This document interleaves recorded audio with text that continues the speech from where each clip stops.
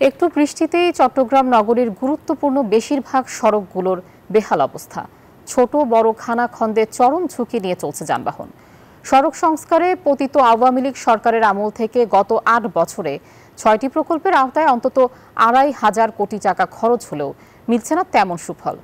আবু জাবেদের ছবিতে চট্টগ্রাম থেকে আরও জানাচ্ছেন নয়ন বড়ুয়া জয়।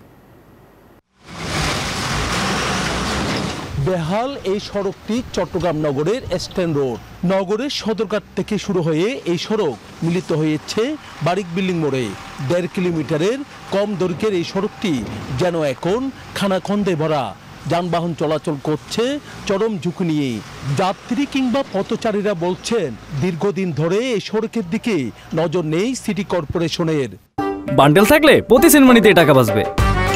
বিকাশ সেনমানি বান্ডেল কিনে জিতুন প্রতি লেনদেনে। একমাত্র এখানকার মানুষ শুধু জানা, আমার মনে হয় না সিটি কর্পোরেশনের ভিতরে আছে। এখানকার যারা লোকাল ড্রাইভার যারা, তারাই একমাত্র বল, তারা ভুক্তভোগী। সবসময় ভাঙা থাকে, ট্রাকগুলো চলে তো বেশি, যার কারণে এই রাস্তাটা বেশি ভাঙে। এই পথে যাতায়াত করতে অবশ্যই আমার ভয় লাগে, কেননা কোন সময় কোন দুর্ঘটনা হয়ে যায়। চালকরা বলছেন মনে ভয় নিয়ে এই সড়কে চালাচ্ছে গাড়ি। কিছু কিছু অংশে গর্তের আকার এমন বড় হয়েছে তা দিয়ে গাড়ি চালানো ঝুঁকিপূর্ণ হয়ে পড়েছে। মাঝে মধ্যে গাড়ি উল্টে যায়, গর্তগুলোতে পড়ে। রাস্তাঘাট ভাঙ্গা, তারপরে একদিন গাড়ি চালালে পরের দিন চালাতে পারতেছি না, পুরো শরীর ব্যথা হয়ে যাচ্ছে। রশিদ বিল্ডিং থেকে মাঝঘাট পর্যন্ত, তারপর এদিকে সদরঘাট পর্যন্ত রাস্তাটা অনেক ফুসুবেন খারাপ। এখানে রাস্তা ভাঙ্গা, গাড়ি করে যেতে পারে না, অবস্থা এখানে ভালো না, গাড়ির জ্যাম বেড়ে যায়। শুধু স্ট্যান্ড রোড নয়, চট্টগ্রাম নগরের অন্তত ৩০ থেকে ৩৫টি সড়ক এখন বেহাল। এর মধ্যে নগরের প্রধান সড়ক যেমন রয়েছে, তেমনি অলিগলি সড়কও রয়েছে। তবে সিটি কর্পোরেশনের প্রধান নির্বাহী বলছেন সড়ক সংস্কারের বড় বাধা এখন বৃষ্টি।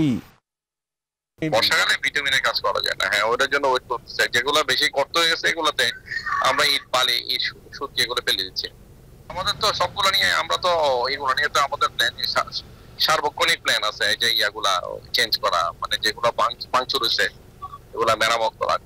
এই দিকে টেকসই সড়ক নির্মাণ চান নগর বিশ্লেষকরা।